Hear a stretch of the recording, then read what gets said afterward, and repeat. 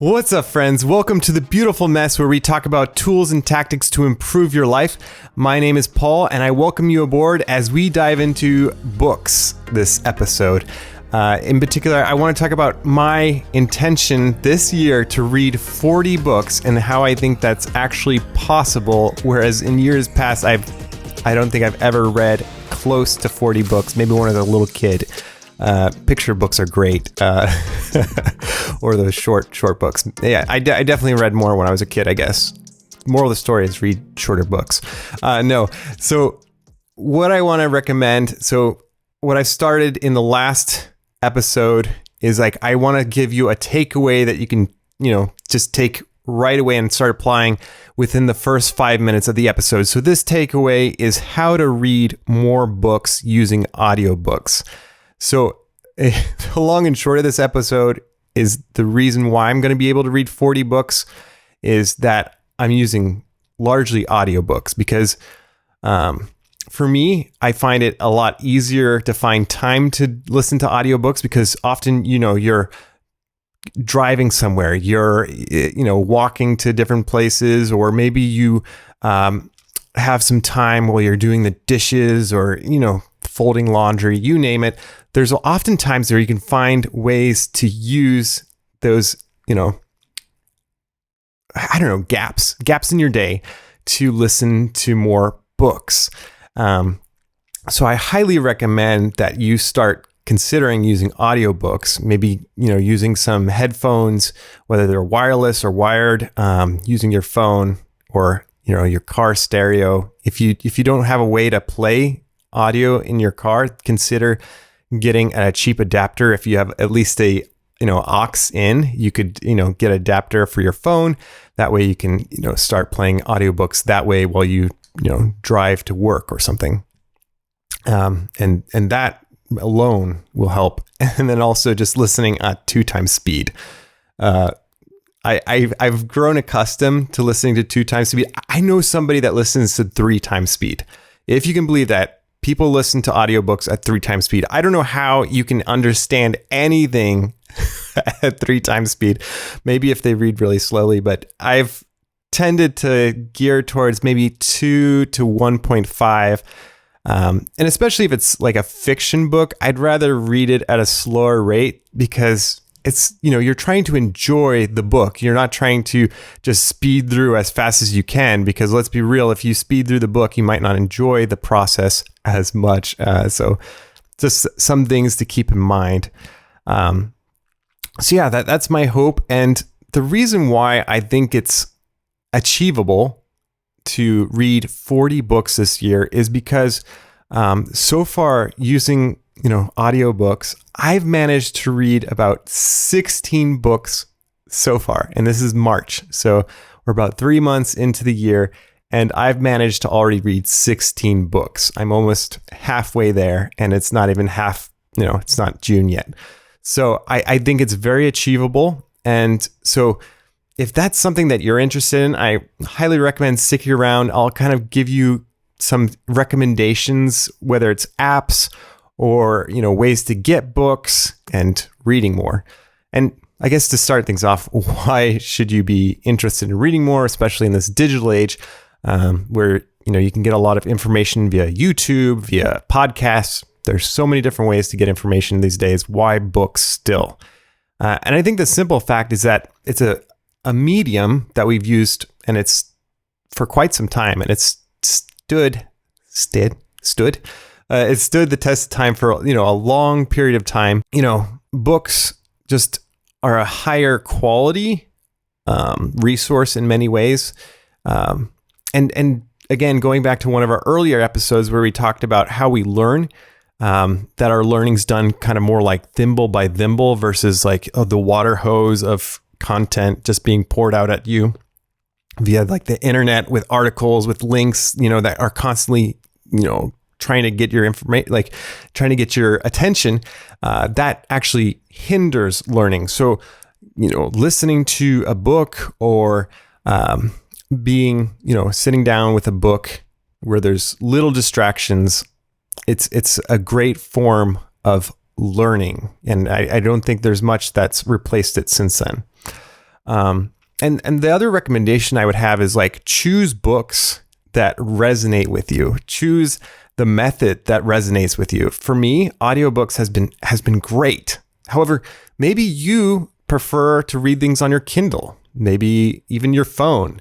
Although I would say that you probably find that you get more distracted using your phone because you're, more susceptible to notifications. And the other thing I'll say is that your environment kind of dictates what you do. So I would say that using your phone, if you're used to using it for things like social media, when you pick up your phone, you might not the first thing you think of is like reading an audiobook. However, there's ways to set up your phone so that that's the first thing that comes to mind. So maybe on your home screen, instead of having your, Facebook, Instagram, you have your audiobook app or Kindle app, whatever it is, that will help you remember, okay, I picked up my phone and maybe instead of going on social media, I'm going to go read this book that I've been meaning to read for years. And now I finally have a chance to do that. So yeah, definitely pick books that resonate with you and that you enjoy. I also recommend choosing a variety of books. Don't just read all nonfiction, which I tend to do. I will happily admit it. Although in the recent, in the last year or so, I've tried to go back and start reading some more fiction books. And fiction books really help you get a whole view of life, because it just like opens your mind instead of like thinking of, life as like, dollars, I need to go to the grocery store, very practical, which is important. You also can like start thinking and dreaming up new ideas. I think that's the thing about fiction is it helps you get out of the day-to-day frame of mind and, explore another, realm. I really love The Lord of the Rings. That was like a big book for me growing up. I was a huge nerd. And so I don't know, books are great. That's long and short of it. Read your books. And so how to, now that we kind of dived in a little bit of a why, how to read more books. And so what I'd recommend first off is like create a running list, maybe in your planner. In the back section, you usually have like a section for notes. That's what I do typically is like I have a list of books that I want to read. And so I've been just like writing them out as they come up and I've been checking them off. Or you might do it in maybe even Amazon. You hear about a good book, you look it up. I often like doing Amazon because then you can look up the reviews for that book, which is sometimes or sometimes not a good indicator if the book is good or not. You might use Goodreads. That's another app that I'll talk about more later. Just like find a way to keep a list that you'll visit again instead of like making a list and never seeing it again. Like make a list that you'll go back to and you'll like remember, okay, these are the books that I want to read, or you'll go back and check it off once you've finished. I think that's very important. So yeah, keep a running list. And like I hinted, I want to dive into some practical apps that you can use that'll help you read more. First off, I want to recommend your library, both without an app or with an app. The library is a great resource. I mean, thank you, Benjamin Franklin, for the invention of the library and making it, readily available throughout, the US. And, books are amazing. And so the library just like gives you access to books wherever you are, unless you're in Antarctica. I don't know if they've got a library easily there, but for the most part, you can find a library probably in your neighborhood or nearby. So I actually don't visit the library as much as I would like, but instead I like to use the library's apps that they make available. Many libraries now have online resources. So if you haven't checked out your library's online resources, I recommend it. Do it go to their website, see what online resources they have available. Oftentimes, I can't say for sure, but so far I've had great success finding this resource at the libraries. There's two apps that I'll recommend in particular. There's Libby, which is, I think, run by Overdrive. I think back in the day that was Overdrive, but now it's Libby. And then the second one is Hoopla. So Libby gives you access to often books, like Kindle, like you can get the digital version.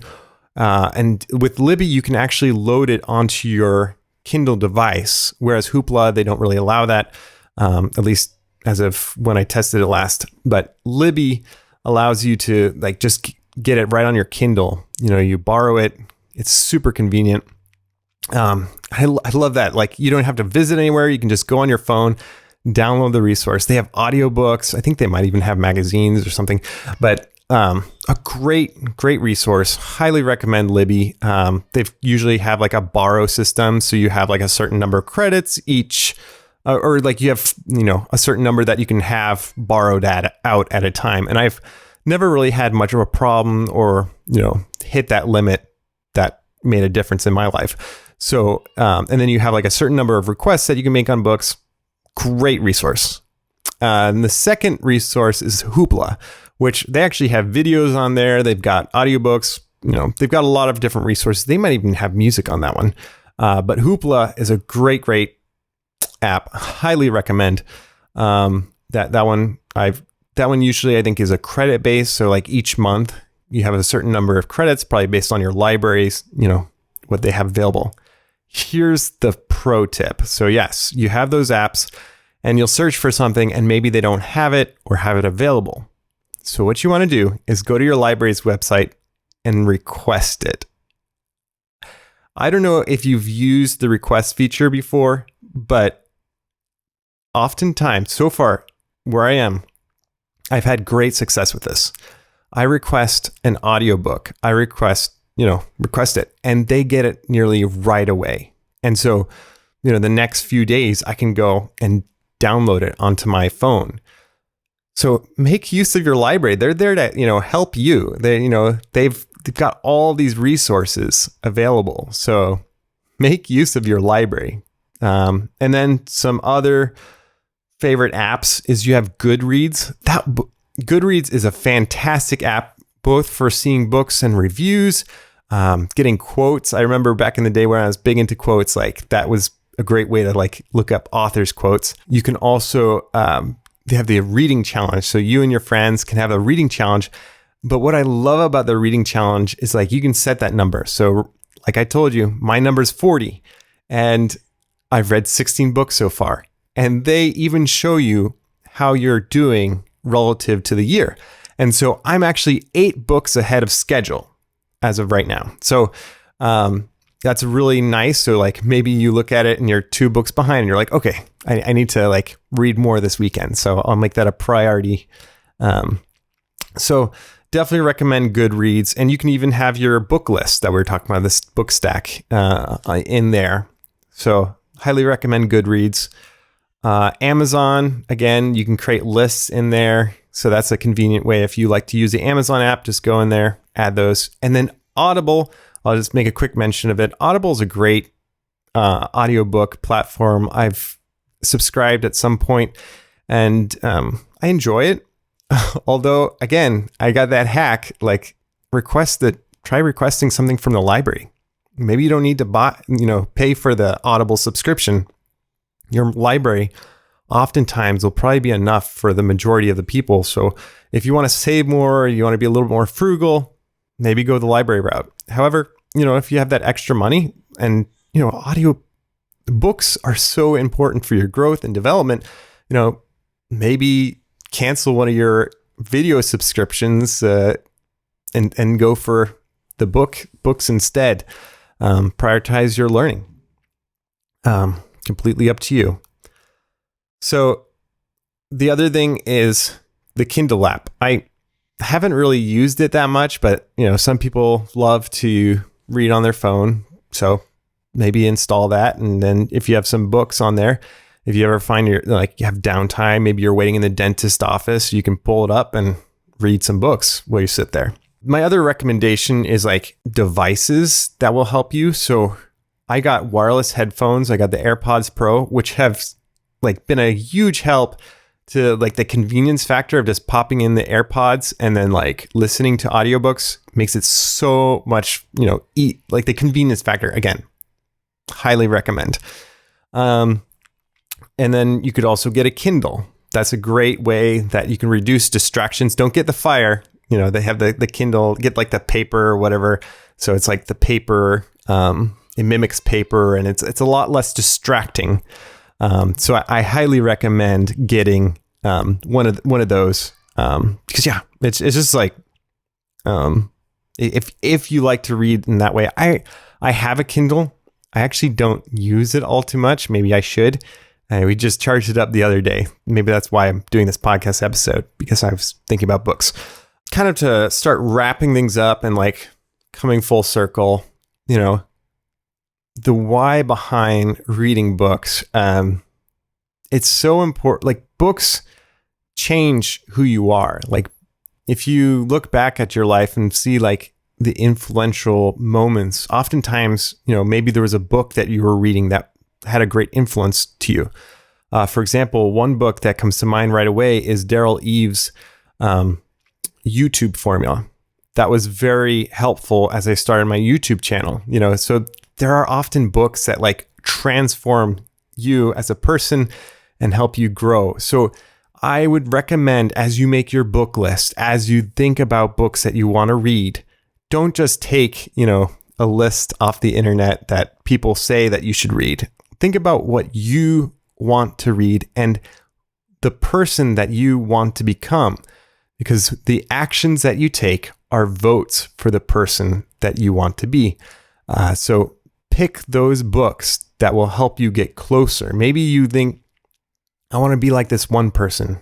Maybe see if they have a book recommendation list, or reach out to them individually and say, hey, I love what you're doing. I would love to do something similar. Do you have any like recommendations for resources or books that can help me along the journey?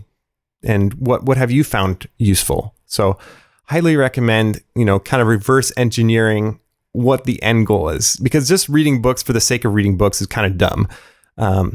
But if you have something in mind, like maybe you want to learn more about finance, so you start looking up books about finance.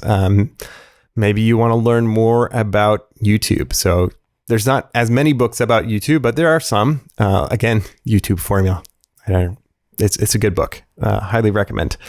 So yeah, I think that kind of, that's it. Just read more books. You'll become a better person because of it.